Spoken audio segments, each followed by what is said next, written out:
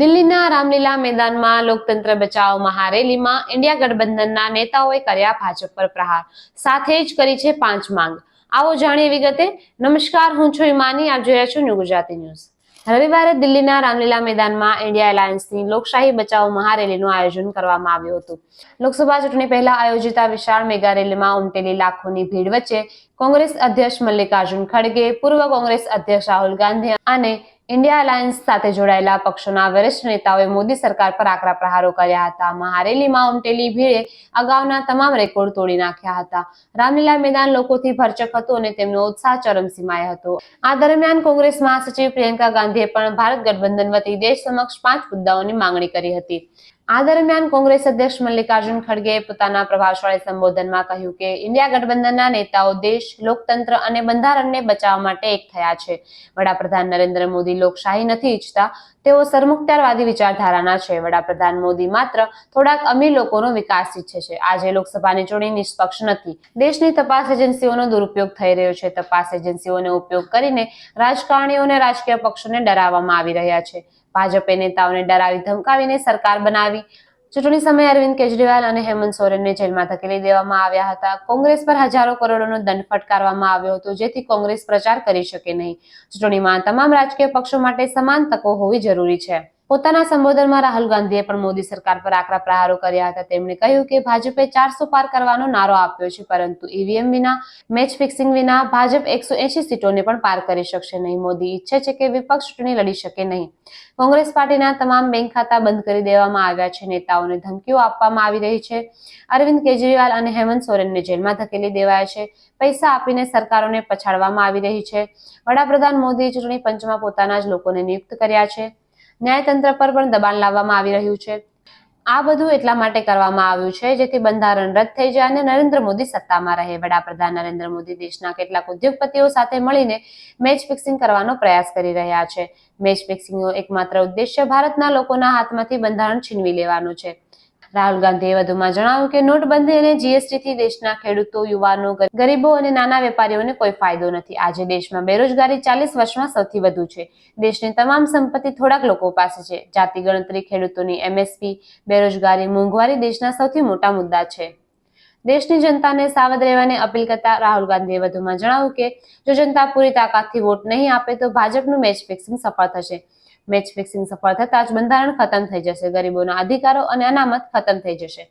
સામાન્ય જનતાના પૈસા 5-6 લોકોના હાથમાં જશે. આથી આ ચૂંટણી દેશ, બંધારણ અને લોકોના અધિકારોને બચાવવાની ચૂંટણી છે. સાથે જ કોંગ્રેસ મહાસચિવ પ્રિયંકા ગાંધીએ ઇન્ડિયા ગઠબંધન વતી દેશ સમક્ષ 5 મુદ્દાઓની માંગણી મૂકી હતી. તેમણે જણાવ્યું કે ઇન્ડિયા એલાયન્સની પહેલી માંગ એ છે કે ભારતના ચૂંટણી પંચે લોકસભા ચૂંટણીમાં લેવલ પ્લેઇંગ ફિલ્ડ સુનિશ્ચિત કરવું જોઈએ. બીજી માંગ એ છે કે ચૂંટણી પંચે આવકવેરા વિભાગ, ઈડી અને સીબીઆઈ દ્વારા ચૂંટણીમાં ધાંધલ-ધમાલ કરવાના ઉદ્દેશ્ય સાથે વિરોધી રાજકીય પક્ષો સામે કરવામાં આવતી જબરજસ્તી ભરી કાર્યવાહી બંધ કરવી જોઈએ.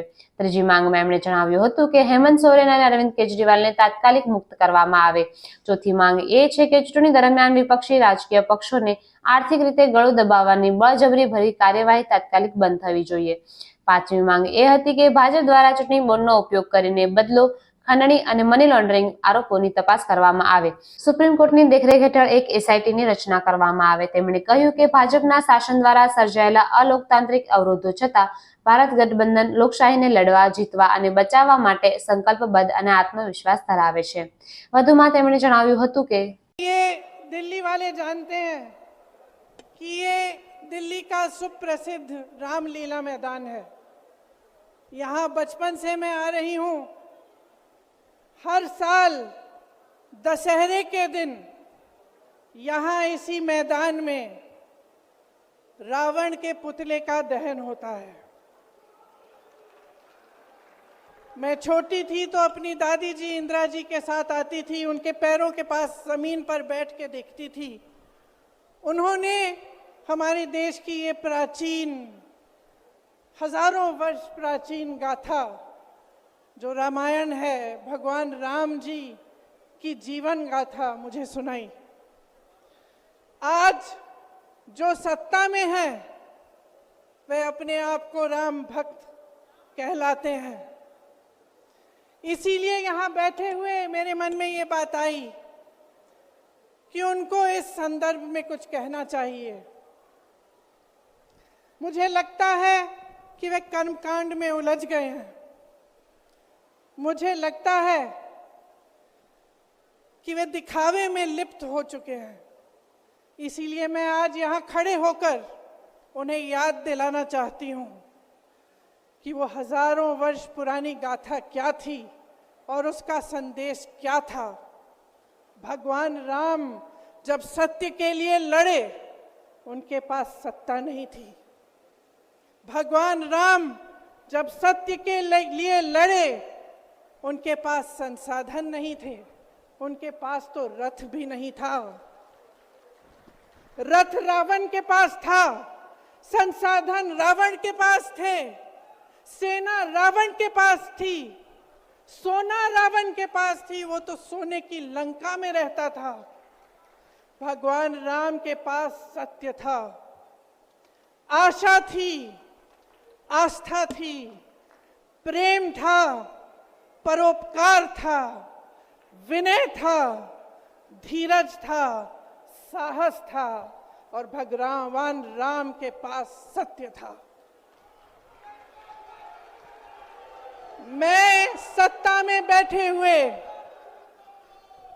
सरकार के जितने भी सदस्य हैं, अपने प्रधानमंत्री नरेंद्र मोदी जी को याद दिलाना चाहती हूं कि इस जीवन राम भगवान के जीवन गाथा का क्या संदेश था। सत्ता सदैव नहीं रहती, सदैव नहीं रहती सत्ता। सत्ता आती है, जाती है, अहंकार चूर चूर होता है एक दिन। આવી જ લેટેસ્ટ અને અપડેટેડ ન્યૂઝ માટે જોડાયેલા રહો ન્યૂ ગુજરાતી ન્યૂઝ પર।